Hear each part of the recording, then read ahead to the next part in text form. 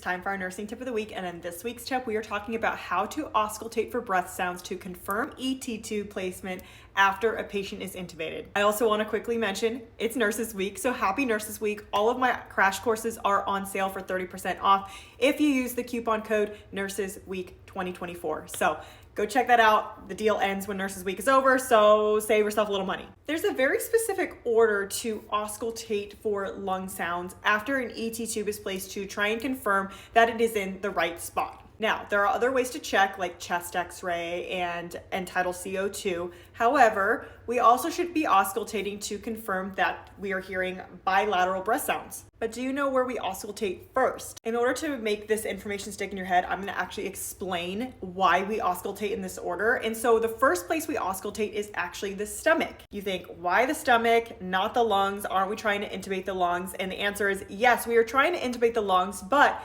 you can see here we have the glottis. This is where you want to put the breathing tube, and there is the esophagus where you do not want to put the breathing tube. And as you can see, those two areas are pretty close together. So if the patient is not intubated in their trachea and is instead intubated through their esophagus, you are going to hear bubbling of air every time the patient is manually bagged. That is why we auscultate the stomach first. The second place you want to auscultate is actually the patient's left lung. If the patient's ET tube moves down the patient's trachea, the most common place for it to end up, if it's not obviously in optimal position, is down the patient's right main bronchus. You can see by this drawing here that the right main bronchus is a little bit more straight and the left main bronchus is a little bit more curved. If you were to imagine putting a breathing tube down, and if you were to go too far, the easier pathway for the tube to go down would be the right main bronchus. Not to say that it could not go down the left side.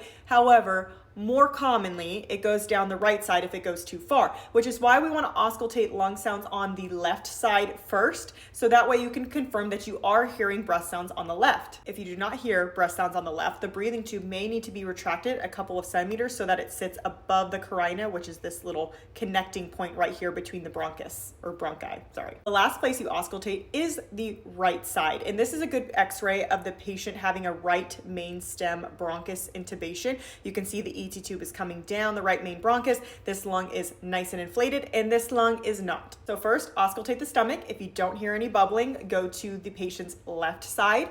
If you hear good air movement, then move to the right. If you hear good air movement, great. Your ET tube is hopefully in the right place, but still confirm with end-tidal CO2 and a chest x-ray. And that's your nursing tip of the week.